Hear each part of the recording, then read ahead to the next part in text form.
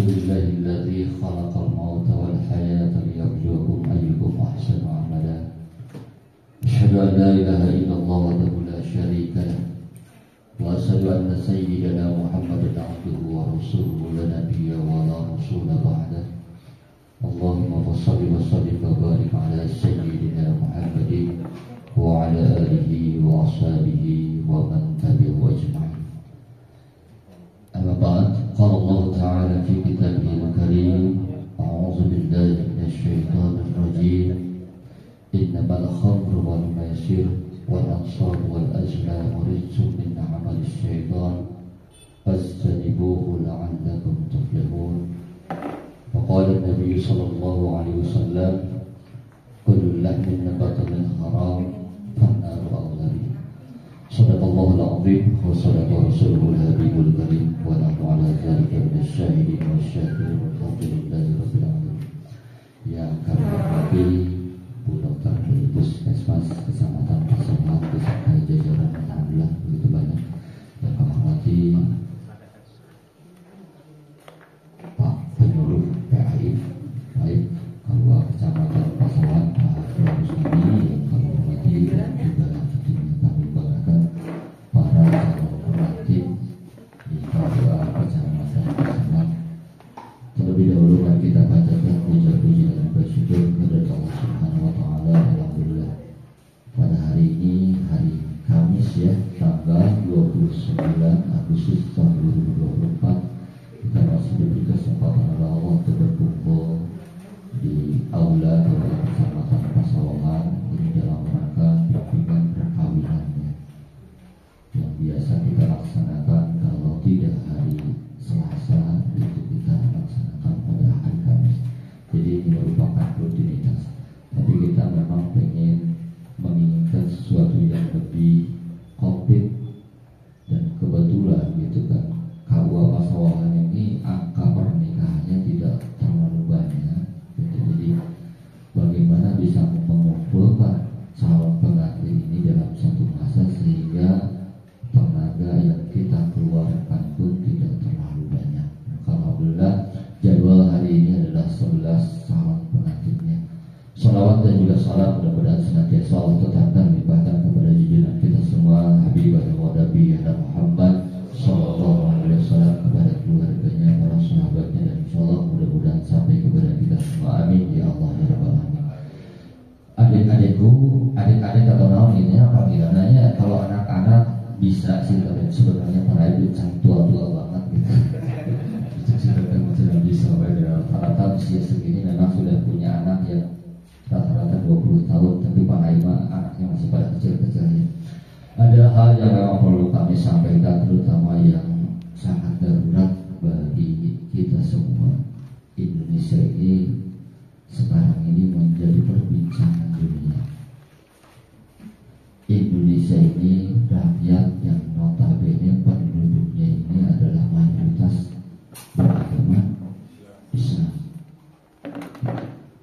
Tapi kita menjadi perbincangan di dunia bukan masalah kebaikan, tetapi keburukan yang ada di negeri kita ini. Mungkin beberapa bulan kebelakang kita pernah mendengar bahwa ada seorang polisi, viral ya, di televisi, ada seorang anggota polisi yang dibakar oleh istrinya ya, yang istrinya juga merupakan anggota dari kepolisian.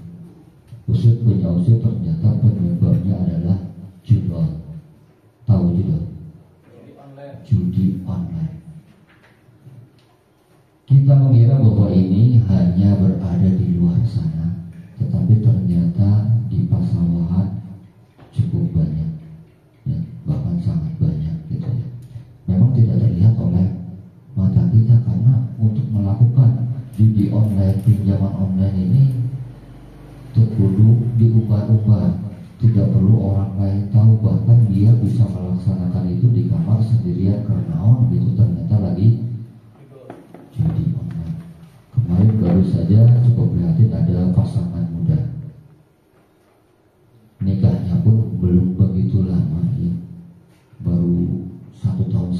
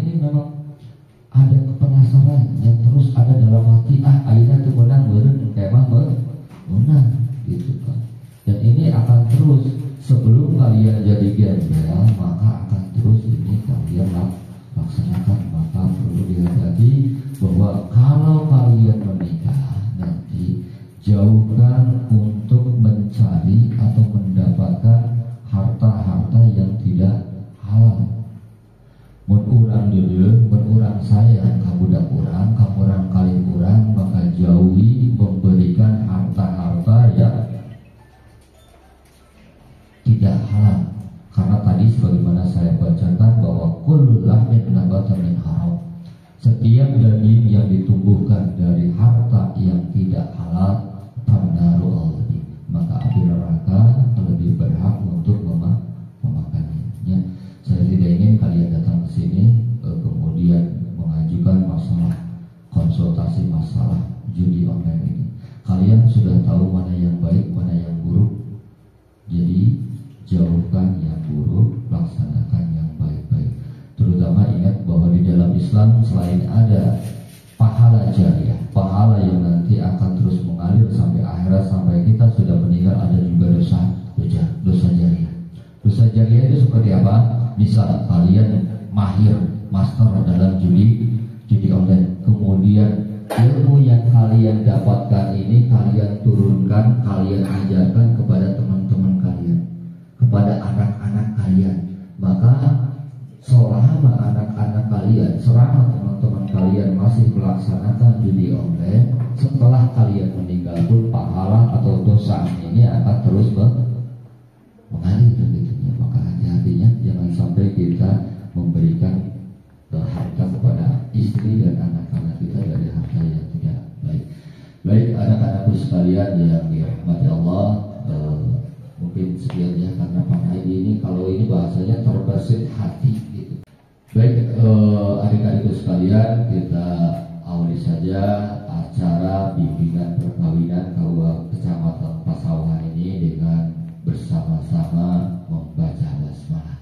Bismillahirrahmanirrahim. Untuk acara selanjutnya kami persilahkan kepada pemateri pertama. Nanti pemateri barangkali ada dua ya, cukup dua. Pemateri dari Bu Dokter ya, dari Puskesmas, dan nanti yang terakhir dari Pak Kiai Musnadi. Untuk itu demikian apa yang perlu kami sampaikan. Akhirul kalam, wallahu muwaffiq ila aqwamit thoriq, billahi taufiq wal hidayah. Wassalamualaikum warahmatullahi wabarakatuh.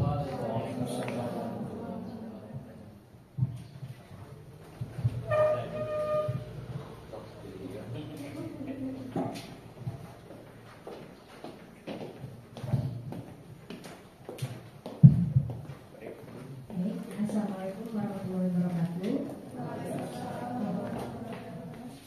Terima kasih kepada Bapak Kepala KUA yang telah memberikan waktu dan tempatnya untuk ini termasuk ke penyuluhan tentang reproduksi ya calon pengantin. Sebelumnya perkenalkan nama saya. Nanti dibuka dulu itunya slide. Di sini kita akan membahas dari segi kesehatan fisik ya, fisik dan juga apa saja yang harus dipersiapkan bagi calon pengantin dalam rangka nanti kan untuk pernikahan itu salah satunya juga mempunyai keturunan.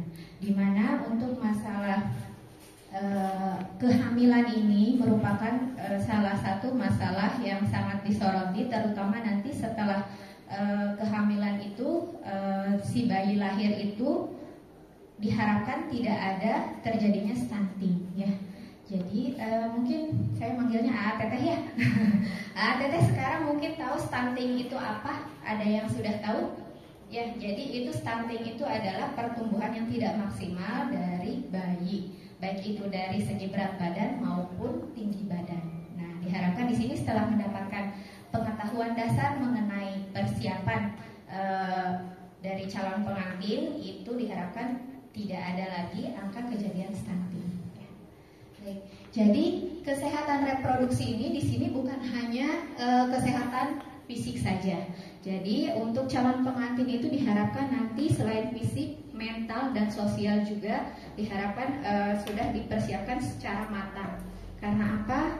Sekarang ini banyak sekali ya, bukan hanya saja orang-orang yang sudah berumah tangga, yang belum pun untuk anak-anak istilahnya remaja itu mental health issue atau kesehatan jiwa itu banyak sekali terjadi gangguan atau kelainan ya. Faktornya juga banyak ya, dari mulai diri sendiri, dari lingkungan, terus ada juga dari faktor keturunan ya. Jadi diharapkan di sini sebelumnya sama Teteh sudah dilakukan pemeriksaan ya, pemeriksaan untuk Jatim di Puskesmas.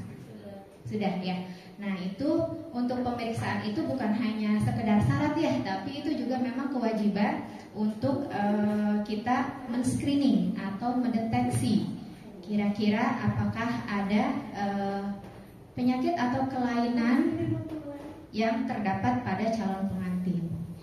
Oke, next. Nah, untuk hak reproduksi atau hak mempunyai anak ya, di sini sebagai manusia kita bereproduksi itu untuk menciptakan keturunan, bukan menciptakan, untuk membentuk keturunan. Di sini adalah untuk hamil ya. Jadi hamil atau mempunyai anak itu bukan hanya haknya perempuan saja, tapi dari pihak laki-laki pun di sini harus sama-sama deal ya, istilahnya sama-sama sepaham kapan akan direncanakan kehamilan, persalinannya, terus nanti setelah persalinan itu untuk membesarkan bayinya itu seperti apa, itu juga harus dari jauh-jauh hari direncanakan, gitu ya.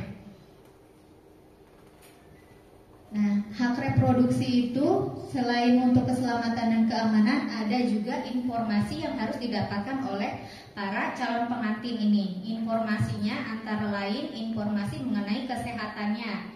Tadi diperiksa ada golongan darah, diperiksa nggak?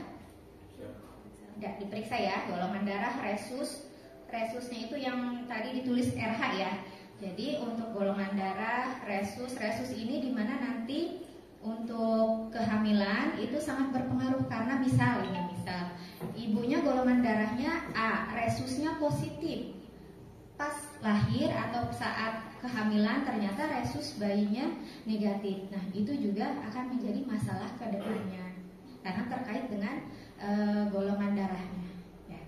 Terus ada juga informasi mengenai penyakit menular seksual. Tadi diperiksa triple eliminasi yang mencakup sifilis, HIV, hepatitis, udah dilaksanakan? Ada yang belum? Oh iya. Jadi kebetulan ini yang ada beberapa pasangan yang belum diperiksa di labnya sama nanti, jadi kesini dulu. Oh iya. Oke. Ya. Jadi di sini saya akan beberkan mengenai IMS yang kita wajib periksa. Yang pertama itu sifilis, ya, itu merupakan salah satu penyakit menular seksual yang dapat menyebabkan gangguan fungsi seksual ya. Jadi untuk sifilis itu kalau dulu mah disebutnya tuh raja singa ya, dan itu menularnya melalui hubungan seksual yang beresiko. Nah, kenapa disebut beresiko? Beresiko itu disebabkan karena hubungan yang dilakukan itu bukan dengan pasangan resmi atau berganti-ganti. Itu merupakan hubungan seksual yang beresiko. Penularannya karena disebutnya penyakit menular seksual itu ditularkan melalui hubungan seksual. Ya. Makanya di sini diwajibkan untuk pemeriksaan. Yang kedua, pemeriksaan HIV atau Human Immunovirus, atau yang disebut juga orang mungkin taunya AIDS ya, padahal HIV belum tentu menjadi AIDS gitu. Karena dengan perkembangan zaman sekarang, angka kejadian HIV sendiri itu termasuk mengalami peningkatan yang cukup tinggi ya gitu. Jadi di sini yang diperiksa itu dua-duanya ya, ya. Jadi bukan hanya, kalau dulu mungkin kebanyakan pihak perempuan yang diperiksa, kalau sekarang mah dua-duanya juga diperiksa gitu, ya. Jadi di sini selain pemeriksaan sifilis, HIV, yang ketiga adalah hepatitis atau peradangan hepat atau hati ya. Jadi hepatitis ini disebabkan oleh virus. Itu ada 5 macam hepatitis. Nah, yang paling banyak itu hepatitis A sama hepatitis B. Kalau hepatitis A itu disebabkan oleh virus hepatitis tipe A, ditularkan bisa melalui makanan, alat makan gitu ya, yang tidak dicuci dengan baik dan bersih, itu bisa menular gitu. Tapi untuk hepatitis A ini bisa sembuh total. Nah, Kalau hepatitis B ini ditularkan melalui cairan tubuh. Jadi cairan tubuh itu antara lain darah, ya, air liur, sama cairan sperma untuk cairan tubuh ya. Jadi kalau keringat tidak ya, tidak menularkan. Nah, untuk hepatitis B ini tidak bisa sembuh total. Jadi dia bisa hanya ditekan supaya tidak menimbulkan komplikasi. Komplikasi apa aja yang paling dikhawatirkan terjadi, yaitu adanya kerusakan hati ya, atau disebutnya sirosis hepatis. Sirosis hepatis ini dimana nanti si liver atau hati itu rusak, tidak bisa bekerja sesuai fungsinya. Biasanya pada tahap akhir dia menyebabkan nanti sperma yang dihasilkan itu tidak berkualitas ya gitu. Oke.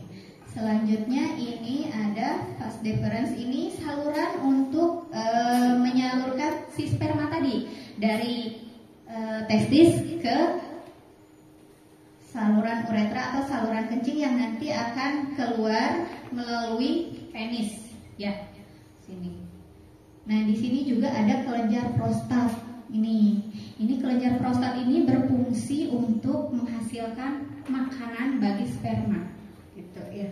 Tapi pada saat usia 40 sampai 50 tahun ke atas, ini harus hati-hati kalau untuk usia di atas 40-50 tahun itu kebanyakan bisa terjadi pembesaran atau disebut BPH ya, benign prostat. Jadi ini nanti bisa mengganggu fungsi saluran kemih sama fungsi untuk pemberian makanan ke sperma.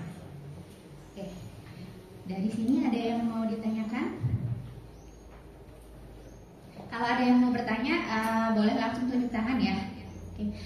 Nah, di sini untuk tadi kan ada untuk program organ reproduksi perempuan itu kista ya, ada dysmenorrhea yang nyeri head itu ya. Nah, kalau laki-laki untuk kelainan secara fisik dari organ reproduksinya itu yang pertama ada hipospadia atau lubang kencingnya itu tidak pada tempatnya.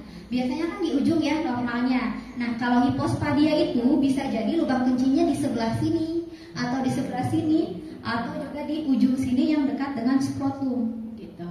Biasanya itu diketahui dari sejak kecil ya. Nah, itu harus dilakukan proses perbaikan gitu untuk supaya bisa berfungsi secara normal ya. Oke. Next. Jadi kira-kira sudah ada gambaran untuk mengenai sistem reproduksi secara keseluruhan? Ya, oke. Lanjut persiapan fisik ya. Persiapan fisik itu yang pertama tadi dari tanda-tanda vital. Nah, yang sudah diperiksa di puskes mungkin tadi sudah ada tensi, berat badan, tinggi badan ya. Nah, itu nanti untuk mengukur dari masa tubuh ideal. Misalkan untuk berat badannya, misal nih, ternyata berat badannya berapa? Yang pakai kacamata sama kayak saya. Berat badannya berapa? Berarti 36,6. 36,6. Tinggi badannya 148. 148. Nah, ini juga nanti bisa dilakukan pemeriksaan atau termasuk screening tadi itu untuk berat badan ideal ya. Terus untuk apakah ada kekurangan energi kronik atau tidak. Cara menghitungnya nanti di akhir ini kita akan sama-sama menghitung ya. Jadi di situ tinggi badan, berat badan itu bukan hanya sekedar diukur saja, tapi juga nanti ada perhitungan untuk yang pertama BMI atau berat body mass index-nya, tinggi idealnya, terus lingkar lengan tadi ada yang diperiksa nggak? Ya, itu juga nanti akan berpengaruh kalau misalkan saat kehamilan. Kalau lingkar lengannya di bawah 23 cm itu masuknya atau kurang energi kronis. Itu bisa berpengaruh terhadap pertumbuhan janin ya. Janinnya nanti bisa tidak maksimal gitu ya. Terus tensi, tadi di tensi juga ya. Nah, untuk tensi itu terutama untuk yang ada keturunan darah tinggi gitu ya. Disebut darah tinggi itu bila tensinya lebih dari 140/90 dalam 2 kali pemeriksaan. Oke. Terus ada juga pemeriksaan status gizi yang tadi body mass index sama lilanya ya. Terus yang terakhir pemeriksaan lab. Pemeriksaan lab selain dari triple eliminasi, golongan darah, HB. HB-nya tadi sudah pada diperiksa, yang sudah diperiksa ada yang belum ya. Jadi HB-nya itu optimalnya itu 12 ke atas ya. Kalau di bawah 12 itu ada kemungkinan indikasi anemia atau kurang darah. Nah, bila ditemukan misal 10, 9 gitu ya. Nah, itu harus segera dikoreksi dengan cara diperbagi apakah dengan pola makannya ataukah dengan nanti ditambah dengan penambah darah ya gitu. Ataukah nanti ada penyebab yang lain, misal dari penyakit perdarahan. Misal kalau yang suka mual muntah gitu ya, punya lambung kronis yang sudah lama itu juga bisa menyebabkan perdarahan yang tidak terlihat gitu. Nah, pasti cek HB-nya ternyata cuma 8, 9, itu juga harus segera diatasi ya. Oke. Yang kedua, pemeriksaan status imunisasi tetanus. Jadi tetanus ini untuk terutama untuk yang perempuan ya, harusnya itu maksimal 5 kali. Ada 5 kali. Jadi nanti untuk perlindungannya itu jika sudah mencapai TT5 atau sudah 5 kali itu 25 tahun perlindungannya. Dimana itu nanti akan sangat berguna pada saat proses persalinan. Karena jika yang tidak diimunisasi tetanus dikhawatirkan pada saat proses persalinan apabila alat ataupun tempatnya tidak steril dapat menyebabkan infeksi tetanus pada bayinya ya. Dan itu sangat fatal, bisa menyebabkan kejang-kejang yang berat. Terakhir, persiapan gizi. Persiapan gizi tadi selain dari persiapan laki-laki dan perempuannya, itu dua-duanya nanti diperiksa berat badan, tinggi badan tadi untuk menentukan body mass index-nya. Terus apakah ada kelainan juga atau penyakit bawaan yang bisa mempengaruhi nanti ke depannya. Kalau untuk perempuan mungkin apakah ada kegemukan, itu juga bisa ya. Laki-laki juga kegemukan, itu bisa menyebabkan tidak optimalnya organ reproduksi gitu ya. Apakah misalkan nanti didapatkan adanya penyakit-penyakit yang dapat menyebabkan hambatan dalam proses mendapatkan keturunan seperti TORCH ya. Terus adanya penyakit menular seksual, itu juga salah satu yang dikhawatirkannya. Next. Nah, ini kita sama-sama ukur body mass index-nya masing-masing ya. Udah pada punya HP ya? Coba dibuka kalkulatornya.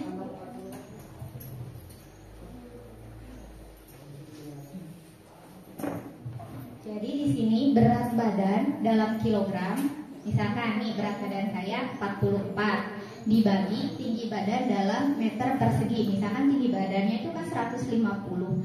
Jadinya nanti dibagi 15 karena diinikan dalam meter persegi gitu. Jadi berat badan, coba berat badan teteh tadi 36,6 ya, dibagi berarti 148 ya, 14,8.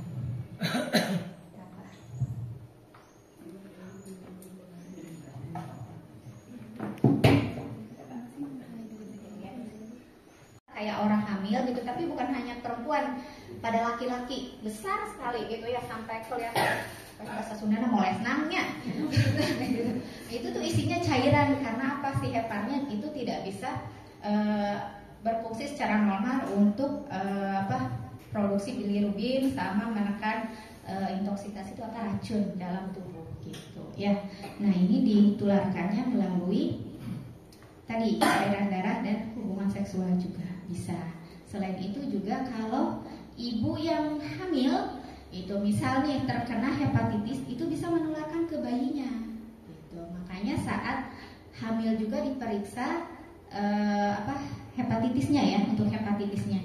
Jadi kalau misalkan nanti saat kehamilan didapatkan pemeriksaan hepatitisnya positif, maka persiapan untuk bayinya itu harus ada HBIG atau imunisasi untuk anti hepatitisnya.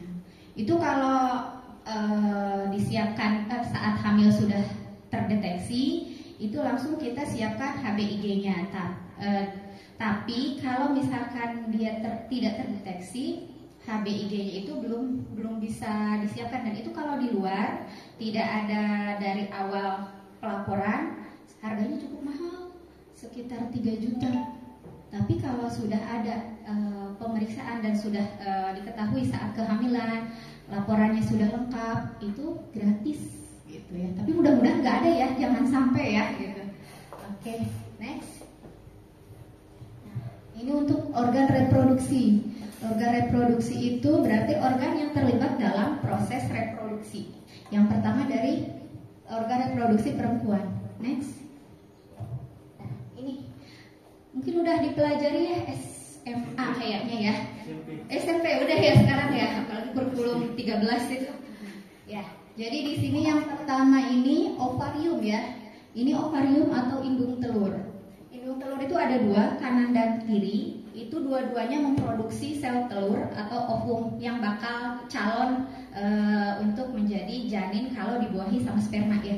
Nah, dari sini 1 bulan sekali itu mengeluarkan 1 sel telur gitu. Bergantian kanan dan kiri.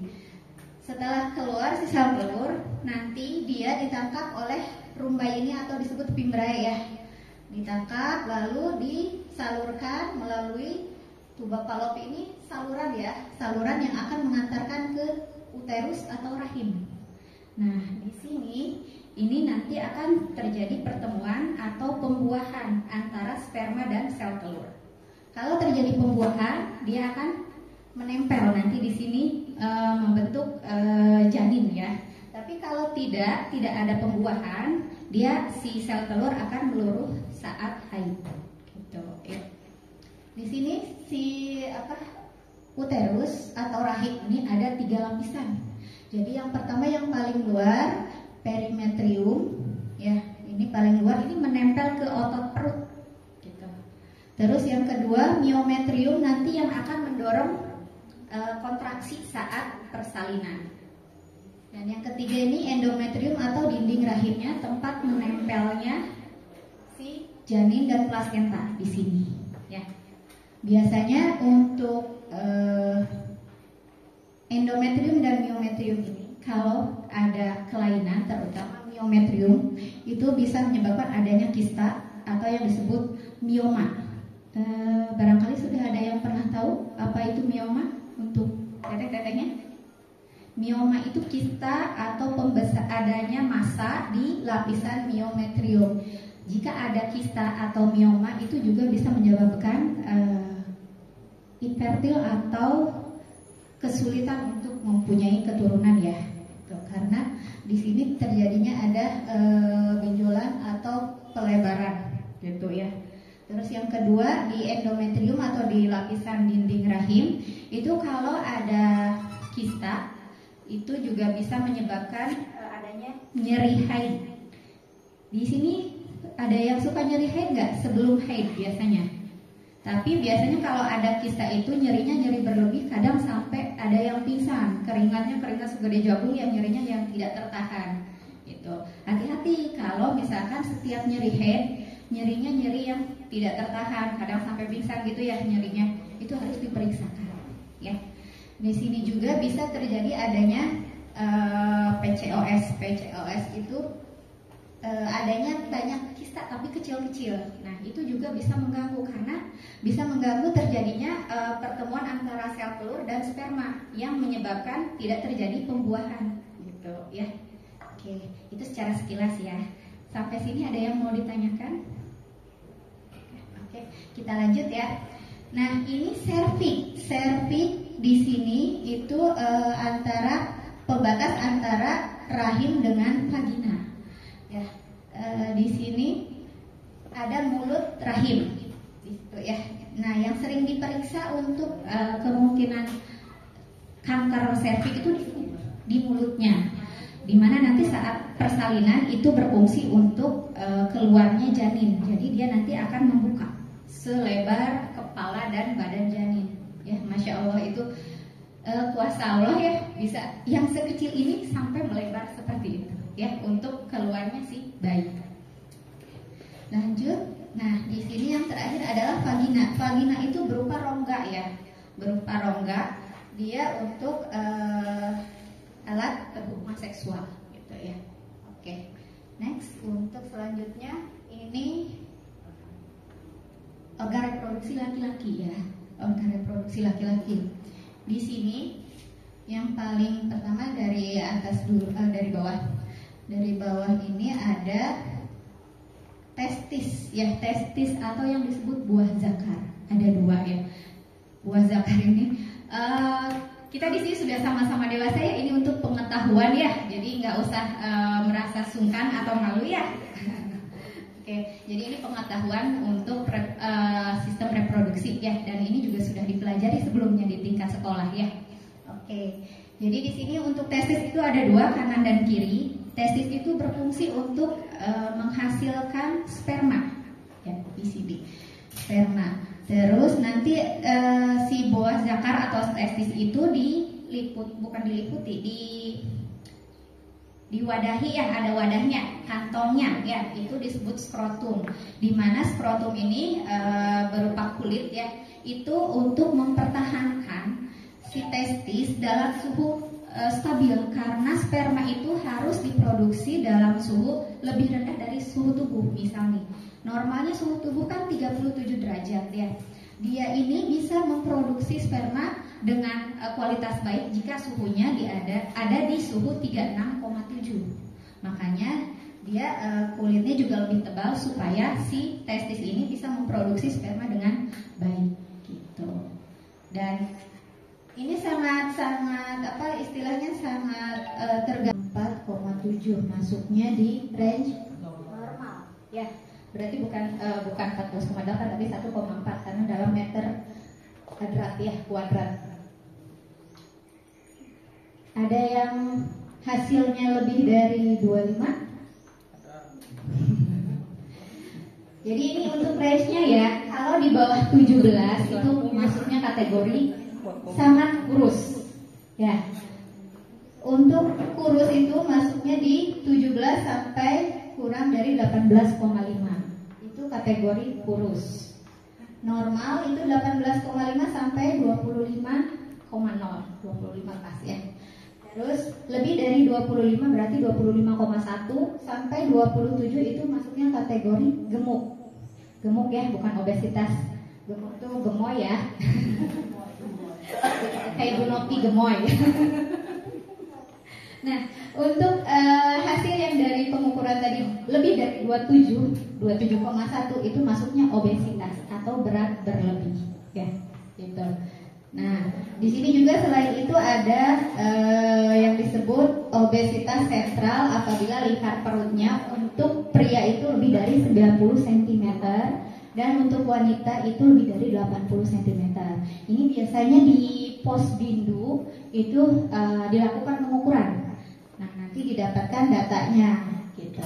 Datanya apakah termasuknya obesitas atau kurus atau sangat kurus. Nah, itu juga nanti berpengaruh terhadap persiapan untuk kehamilan ya. Gitu. Sampai sini ada yang mau ditanyakan? Cukup mereka penasaran. Udah pada dihitung belum? Pada normal kayaknya ya. Normal sama kurus ya. Iya, masih langsing-langsing ya. Nggak tahu 2-3 tahun ke depan mah ya. Subur. Yang perempuan mungkin nanti beberapa bulan yang akan datang lebih ini ya. Oke. Itu sementara itu dari saya mengenai kesehatan reproduksi. Barangkali kalau ada yang mau ditanyakan mengenai yang tadi saya bahas, boleh langsung ditanyakan sekarang, atau kalau barangkali malu ya nanti bisa konsultasi di puskesmas gitu. Oke. Untuk yang ada bertanya silahkan sekarang, saya persilahkan. Kalaupun enggak ya saya cukupkan. Terima kasih. Wassalamualaikum warahmatullahi wabarakatuh. Assalamualaikum warahmatullahi wabarakatuh.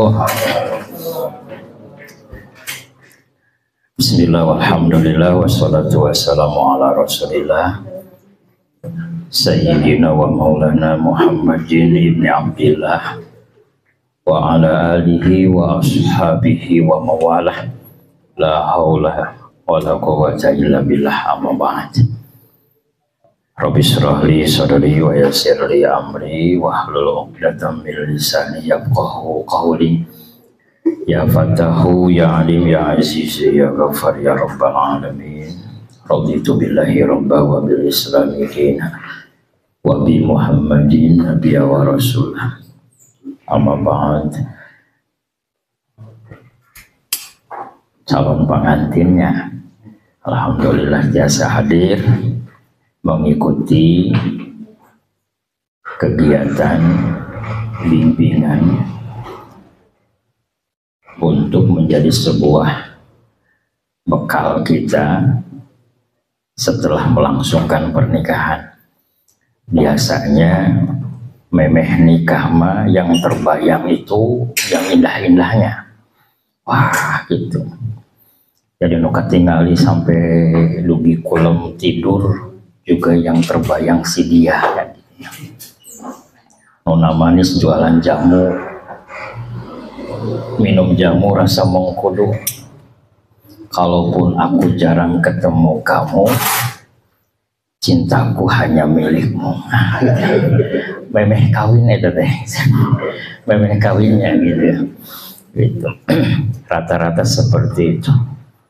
Gitu. Lamun 3 truk ge meuni gitu bahasa yayangna keluar. Memeh nikah gitu. Tapi lamun tos nikah wah sri suntrungkeun. Gitu. Maka jadi penting bimbingan pernikahan itu sangat penting. Karena membiduk sebuah hubungan rumah tangga itu seperti kita membangun rumah. Rumah itu ada dari mulai atas itu atau dari bawah dulu? Dari bawah dulu itu yang dibangun pondasinya. Tidak mungkin langsung atap. Wah, itu ngalamun ngarana. Pondasinya harus kuat. Setelah pondasi yang kedua pilar, harus ada tiang untuk menyangga. Dindingnya harus kuat. Dan itu pun belum cukup, maka harus ada atap yang menaungi. Itulah disebut pilar rumah tangga. Gitu. Andai pondasinya kuat, kemudian tiangnya kokoh, pilarnya kokoh, atapnya juga gampang ketebak angin gitu, maka yakin rumah itu nyaman ditinggali. Nabi berpesan gitu bahwa rumah tangga itu kalbunyani yashuddu ba'duhu ba'dan. Rumah tangga itu harus seperti bangunan gitu. Harus seperti bangunan yang satu sama lainnya saling mengokohkan, saling menguatkan. Punten sareng eteh saha iteh.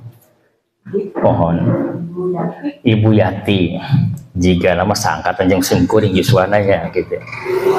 50. Oh berarti saluhureun setik lah gitu ya. Iteh nikah ngawalan atau napi ngawakilan? Oh mindo, oh beratus naonnya lamun dina HP mah sanes grace-nya. Lamun HP mana teh? Oh second tuh mau kasar tuh. Beratus mindo ya, terus pengalaman. Beratus tuh bisa belajarnya kunaon kok bisa gagal. Lamun nu ieu mah can pengalaman. Wah, nu kabayang tadi nu indah-indah we gitu. Gitu saking naon saking indahna begitu nikah ge langsung kieu. Barudak ayeuna hanjakalnya, hanjakal kawin cenah gitu. Nah, Deng. Hanjakal teu tiba heula mun nyaho ngeunah kieu mah cenah gitu. Lah nu dibayangkeun teh nu raos-raosna bae. Gitu. Ternyata itulah tipu daya. Kalau ketika belum nikah maka yang ditampakkan itu keindahan. Tapi ketika dia sudah memasuki jenjang pernikahan, maka setan pun menipu daya suami istri itu dengan ditampakkan dengan ketidakindahnya. Maka disitulah mulai akan muncul persoalan rumah tangga. Terus orang ngobrol lah gitu. Tadi sahur Nabi bahwa rumah tangga itu harus seperti bangunan. Itu Kang Mas Ari kan seperti bangunan. Itu Kak Ibu Dewi ya, pada naros. Kira-kira kenapa harus seperti bangunan bisa kokoh? Kira-kira naon bae yang bisa jadi kokoh dina bangunan teh? Kenapa? Mohon. Oh Ibu Yanti, oh salah empok ya Ibu Yanti. Kenapa bangunan bisa kokoh? Nggak bisa runtuhnya karena kokoh teh ya. Kira-kira kunaon bisa kokoh?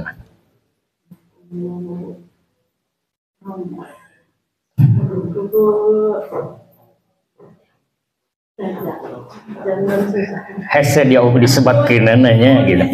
Tos jeung ngora anu presken hemutanana. Neng saha namina? Widi. Cik, kenapa bangunan itu bisa kokoh? Harus kuat. Gimana sih? Ulah nanya. Nanti kita tarik ke rumah tangga ini. Kenapa bisa kokoh? Pasti punya penilaian apa ini yang bisa membuat kokoh ini bangunan. Pas ya deh. Ini diberi hadiah ya. Itu ayah kue di pengker. Ditanya hiji-hiji lah. Jika anak bantuan jawab, kira-kira kenapa bangunan ini bisa kuat kokoh? Ulah wakaka urang karena bangunan weh heula. Cik, kenapa ini bangunan bisa kokoh? Pakai semen hiji tah. Ade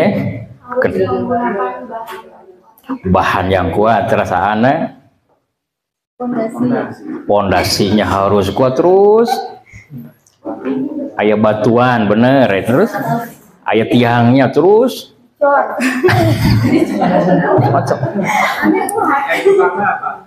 Ada tukang yang bikinnya. Terus ini harus jawabannya tidak boleh yang sama, tapi nanti kita satukan. Bapak bahasa Indonesia. Oh. Iya, orang Medan. Orang Medan. Oh, horas bah gitu.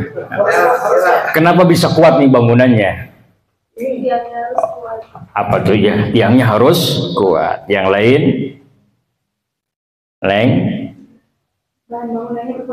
Bahan bangunannya tidak abal-abal ya. Terus harus ada pasir. Sederhana sebenarnya, ini kan ada batanya. Itu ada gentengnya kan, gitu, ada kayunya. Cik, saya tanya, kira-kira semua yang disebutkan itu beda tidak bahan dasarnya? Sama tidak? Tidak sama. Sekarang kita tarik ke pernikahan. Bangunan bisa kokoh itu sebenarnya bahannya tidak sama. Kalau sama tidak kokoh. Betul nggak? Nggak sama. Kalau sama semen be kaluhur mual kokoh. Batu bener jel kaluhur di entep tidak kuat. Atau atap benangkring di luhur ketebak angin hibar, tidak mungkin. Maka ternyata bangunan kokoh itu ya syuddu ba'duhu ba'dan, saling menguatkan antara satu sama lain. Kita tarik ke rumah tangga. Pernikahan itu menyatukan dua insan yang sama atau beda? Beda. Dari jenis kelaminnya ada laki-laki, ada perempuan. Pakaiannya sama tidak? Ulah mentang-mentang kita hidup cinta mati harus satu rasa satu hati. Jadi pakaian ge sarua. Istrina make dasar, pamagatna make dasar, atuh teu pantes gitu. Pedah cenah sahati gitu ya kan. Ternyata dari jenis kelamin saja berbeda, laki-laki perempuan. Keinginannya sama tidak? Hobinya sama tidak suami istri ini? Beda kan? Makanannya sama tidak? Ada yang suka pedas, ada yang suka tidak pedas kan? Gitu. Oh. Maaf ya ya. Berarti Siap. depan dua gitu, Pak. Ke depan dulu lah kita. Siapa aja gak bayang. Ya. Sambil menunggu ya. Ya. Allah ciptakan manusia itu berbeda-beda. Kalau inna khalaqnakum min dzakarin wa unsa wa ja'alnakum syu'uban wa qaba'ila lita'arafu. Allah menciptakan manusia jenis laki-laki perempuan, berbangsa-bangsa, bersuku-suku, tidak ada yang sama. Ada suku Sunda, suku Bali, suku Jawa, yang suku Rorombeheun ge aya gitu. Aya itu. Semuanya tidak sama. Ada yang mancung hidungnya, ada juga yang terlalu ke dalam gitu nya. Ibuna keselen jadi kadedatkeun jadi kajero gitu. Ada yang rambutnya pirang asliun, pirang nate asli, datang ke Indonesia di turunan goeru asli gitunya, maka teu pantes kulit hidung, irungna pesek, buukna bangir, enan buukna, waduh, eta mah jiga sumbu kompor, teu pantes. Berbeda-beda, bersuku-suku, berbangsa-bangsa, tujuannya lita'arofu, silaturahim, saling mengenal, berkompetisi. Yakin ini yang tadi orang Medan mana? Ini Medan. Sebelumnya sudah kenal belum dengan AA-nya? Gak kenal kan? Wah gitu. Tapi udah dikenal kan nanti di ajalnya sudah ada ini. Ini orang Medan ini bakal dapat jodoh. Ini orang Pasawahan. Yang jauh nun di sana gitu kan. Muntas gunung lewat gunung gitunya. Lewat Sagara gitu. Ku bogoh mah nyampe ka dieu. Ku senang mah nyampe ka dieu nya. Kan gitu. Lautan luas ku seberang, tinggi gunung ku daki. Bener teh gitu. Terusnya saking kuwokoh padahal mah eta teh pret bohong. Bohong gitu teh. Bohong. Dari entos mah entosan. Tuh, kenapa beda? Karena menyatukan yang berbeda. Laki-laki dan perempuan ini berbeda. Keinginannya berbeda, jenis kelaminnya berbeda, hobinya pun berbeda. Kebiasaannya pun berbeda. Ketika disatukan, kata Allah, yang berbeda ini ketika disatukan, fitrahnya adalah menutupi kekurangan masing-masing. Karena beda teh. Maka dalam rumah tangga, satu yang harus dihilangkan, tidak boleh ada egosentris ya. Egois, hayang menang sorangan, ndak boleh. Sebab ketika satu sudah masuk jenjang pernikahan, masuk jenjang perkawinan, maka kebiasaan-kebiasaan yang parsial tadinya, gitu, hanya satu orang, maka ketika rumah tangga jadi dua orang. Suami harus ingat pasangannya istri, istri pun demikian. Harus ingat pasangannya suami. Ketika disatukan, yang kurang ini, gitu, maka akan saling menguatkan. Maka ada satu kaidah, maka akan terbangun ikatan yang kuat. Misaqan ghaliza, kata Allah. Ketika kekurangan ini menjadi sebuah kelebihan, dan kelebihan menjadi sebuah kekurangan di pasangan, maka ikatannya akan makin kuat. Saya ilustrasikan tadi bangunan. Kenapa bangunan bahan dasar yang paling kuat kira-kira apa? Bukan jenisnya, batu. Batu itu paling kuat. Betul kan? Diamnya paling bawah. Dia tidak merasa paling hebat. Kata batu, semen, pasir, ulah ningkah, dak kuring nupang kuatna. Gitu. Ai ceuk semen teh amun eueuh urang moal nempel maneh ka pasir. Ai ceuk pasir semen ulah ogoan, mun eueuh kuring ge moal rek nempel kana naon gitu. Bata nyarios kitu deui. Nya kitu deui bilang lagi ini atap genteng. Walaupun saya paling atas tapi saya menaungi semuanya. Kalian walaupun di bawah tapi kalau saya ada maka yang panas jadi tidak kepanasan, yang hujan jadi tidak kehujanan. Yang paling berjasa berarti siapa? Atap sebenarnya. Coba kalau ego, begitu hujan atapnya lari, kehujanan gak be? Begitu panas kepanasan pun lari, wah bahaya. Maka ketika rumah tangga satu rasa, satu apa namanya, merasakan kekurangan itu penting ketika rumah tangganya. Maka konsep keluarga sakinah itu dibangun dari situ. Keluarga sakinah itu dibangun dari pondasi yang terkecil, kebersamaan. Tadi di awal disebutkan kalau rumah tangganya sudah dibangun niat yang buruk, maka perjalanan rumah tangga pun tidak baik. Maka saya ingatkan, karena nikah itu ibadah ya, bahkan separohnya ibadah agama di situ ada di pernikahan. Gitu. Hari ini mun leleketekan jadi dosa. Gitu ya, rarangkulan jadi dosa. Pernah ada nikahnya, tapi haram kene. Pada saat menikah, gitu kan, henteu ngaleketek jadi dosa malahan. Ya kan? Itu kicupna ke rumah tangga mah beda. Jadi ibadah. Mun ayeuna kucap kicup, wah jadi bahaya. Harus ya? Kira-kira begitu kan? Makanya ketika masuk jenjang pernikahan ini semua yang dilakukan oleh suami istri gitu, dari mulai bangun tidur kembali, berusaha, maka bernilai ibadah di sisi Allah. Maka niatnya bihusni niyah, satu, luruskan niat. Gitu. Dan apa ibadah? Ada tujuan nikah mas satu tadi. Aghaddu lil basari wa ahsanu lil farji. Itu tujuan rumah tangga. Satu, supaya apa? Bisa menundukkan pandangan. Kan gitu. Jadi saya ulah tempat-tempat di kanu lain. Ulah nempo jukut tetangga gitu ya. Terus jukut nu aya we gitu kan. Gitu. Hartosna ketika sudah rumah tangga, pandangan kita sudah yang ada yang halal yang harus dipandang.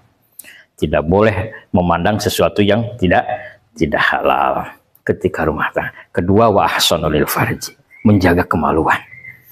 Syahwatnya sudah benar melalui pernikahan. Sudah bisa disalurkan kepada hal yang benar. Hari ini kalau disalurkan dosa, enggak boleh. Haram itu, enggak boleh ya. Hati-hati. Ada yang mau coba-coba, oh awas. Ya, hati-hati, ini bahaya sekali. Maka jangan coba-coba. Nanti saja ketika sudah berumah tangga. Itu hal yang harus dipentingkan.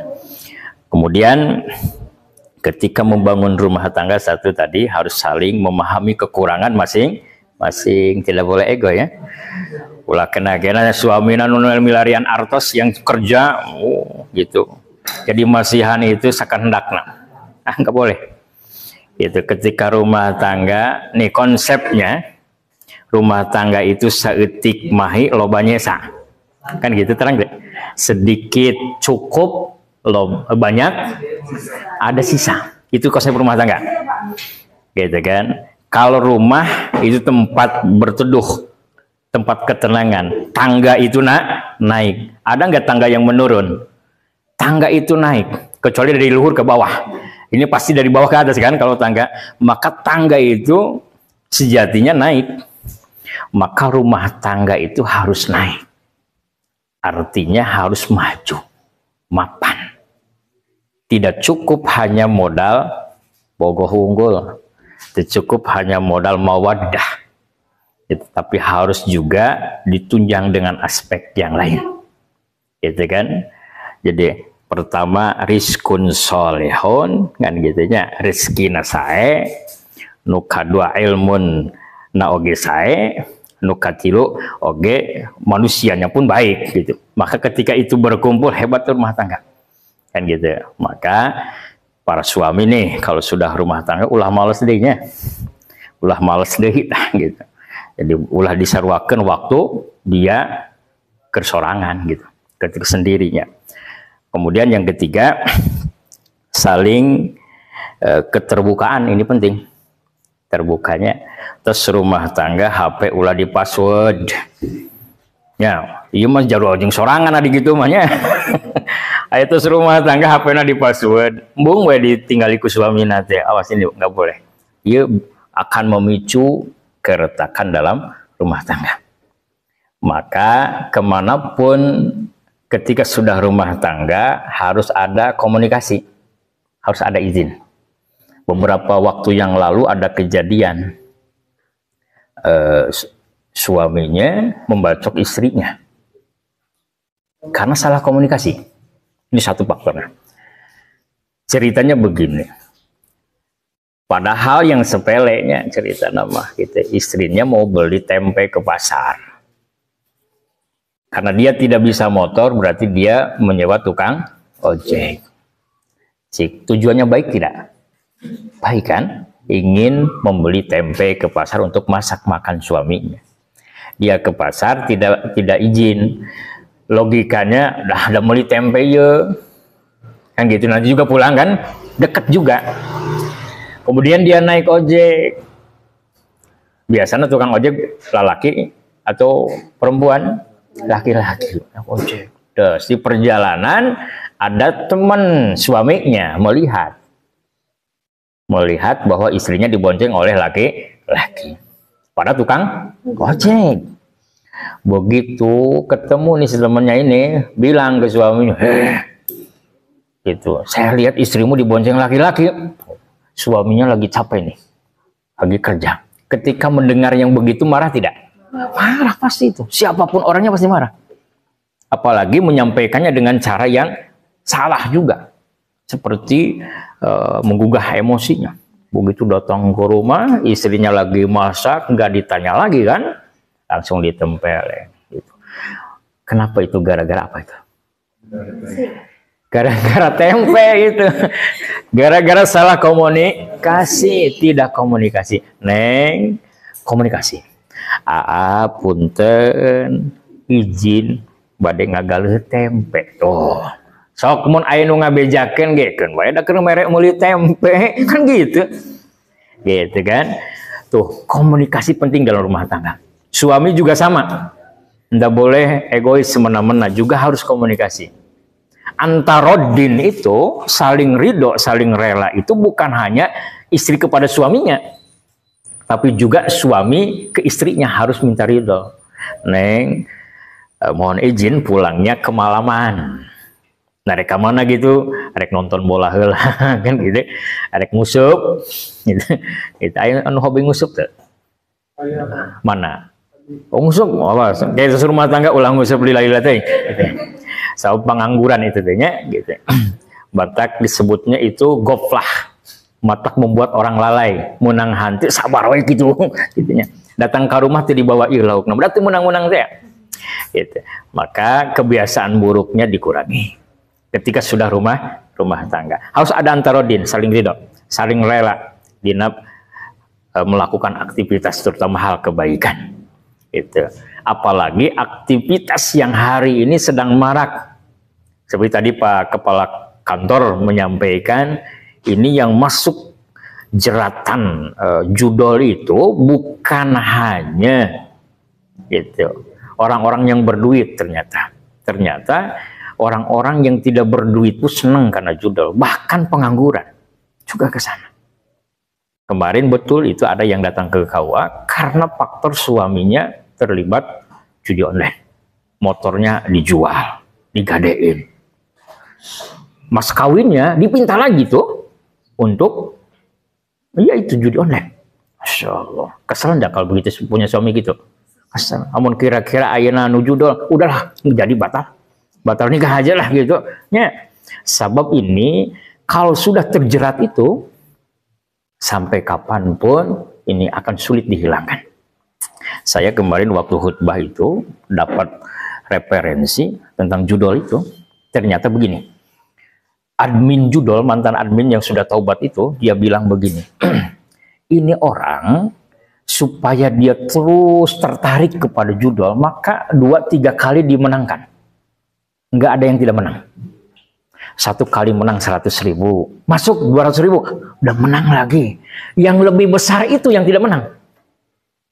Gitu. Nggak rugi bandar kan? 100.000, wah menang ya lumayan jeung beli pulsa. 200.000 menang deh, 500.000 menang deh. Nah 1 juta, alamat tidak dapat. Begitu tidak dapat, buah yang kedua, tidak dapat lagi. Yang ketiga, akhirnya apa? Cincin kawinnya dia jual. Habis cincin kawinnya yang dijual, mas kawinnya lagi. Seserahannya dibawa lagi, gitu dijual, motor dijual.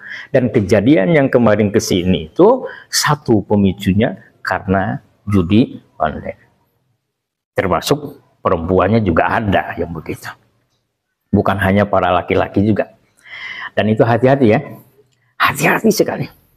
Jangan, itu perbuatan yang sangat dilarang dan tercela, haram hukumnya, tidak boleh.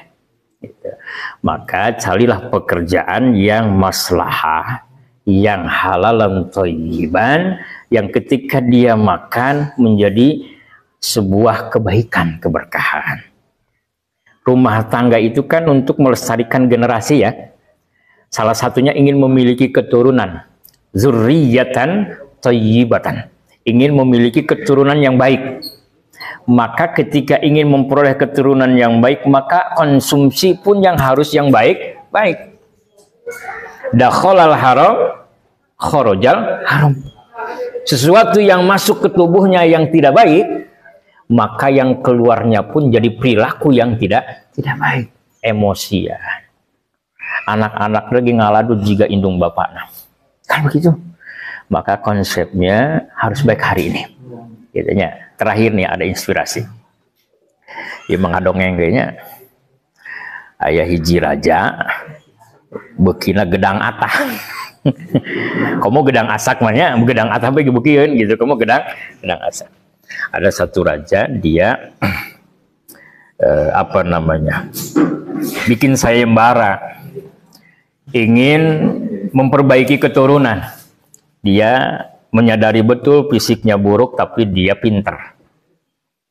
Lalaki geus kolot, ya, hayang boga anak nu gagah nu geulis anu pinter. Berarti kudu milarian ya bobotna bebetna istrina nu geulis kan gitu. Oh, bikin sayembara tuh, ingin memperbaiki keturunan. Dar sayembara dari geus kolot gari loba duit mah payu bae nya. Komodi raja kan gitu. Maka amun lalaki mah 70 tahun masih payu ke parawan. Tapi lamun parawan gitu, geus ini moal payu ka bujang. Kan gitu. Masih loba duit nage gitu. Kecuali nanti balik gitu. Lalaki payu keneh. Begitu sayembara ketemu tuh, ternyata ayah seorang perempuan, wah cantiknya gelis kawanti-wanti dan endahna kabina pino gelis pisan. Raja ayah nu panggelisna teu aya nu nyainganana. Ngan aya cenah kakuranganana naon bodoh cenah gitu. Geulis tapi bodoh. Geulis mah teu aya nu nandingan, tapi aya bodoh seutik. Geus kajeun bodoh ge gitu. Da pinterna aya ti kuring. Mudah-mudahan we turun pinterna ti kuring, geulisna ti manehanana. Dor we dinikahkeun. Begitu nikah ternyata benar turunan lahirlah lalaki gitu, bener kabeh nempel ngan lain nu alusna. Bodoh ti indungna turun ke anakna, goreng ti bapana turun ke anakna. Ini harus jelas ya, ilustrasi ini gambaran kehidupan, potret kehidupan. Jangan pilih-pilih dalam rumah tangga, jangan pilih-pilih pasangan. Nu geulis bakal anak lagi garelis cantang tuh, nu kasep bakal anak lagi bakal kasep cantang tuh gitu. Tapi kata Nabi, tunkihul mar'ah li arba'in. Pilih pasangan itu opat. Satu, naon tahli jamaliha, dedeg bisikna pikaresepeun. Mun lalaki katempo lalaki nanya gitu.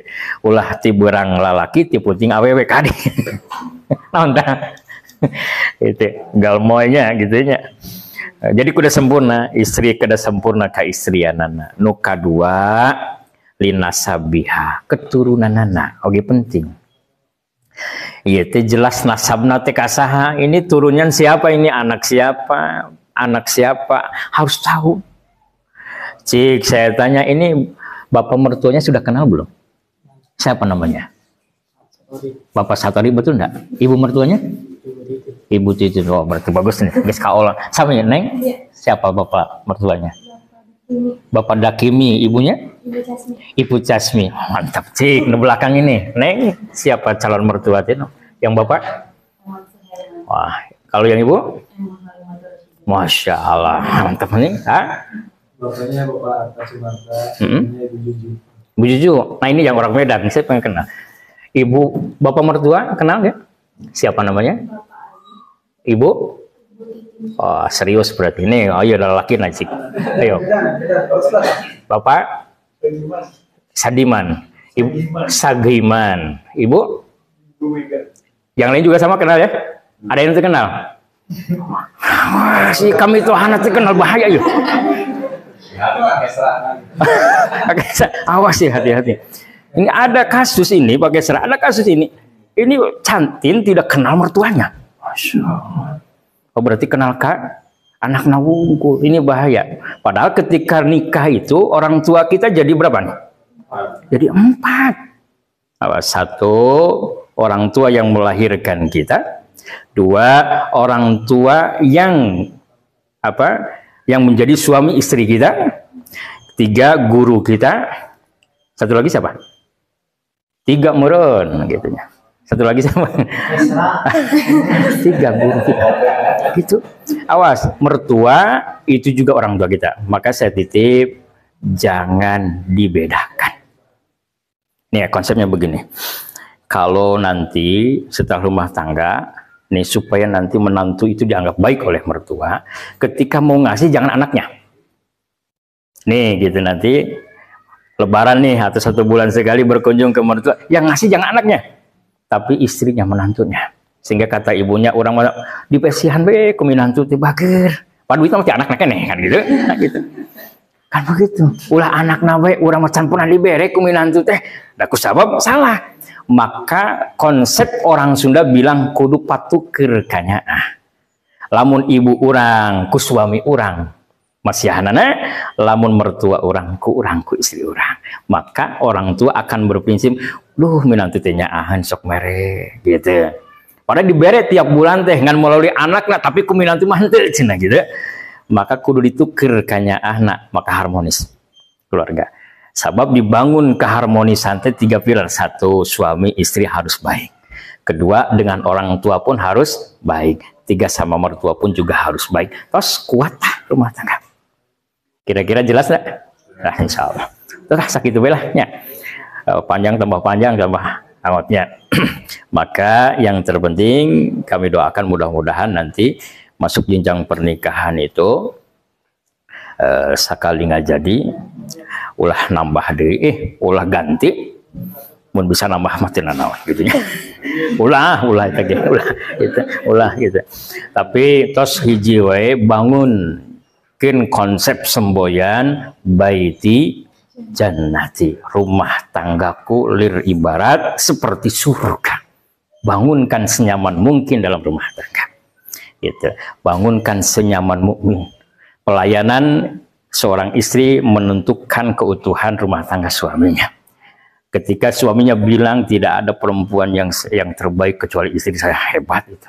Dan istrinya pun bilang ke teman-teman sosialitanya tuh, ke besti-bestinya dia bilang begini, tidak ada laki-laki yang terbaik kecuali suamiku. Nah, hebat itu.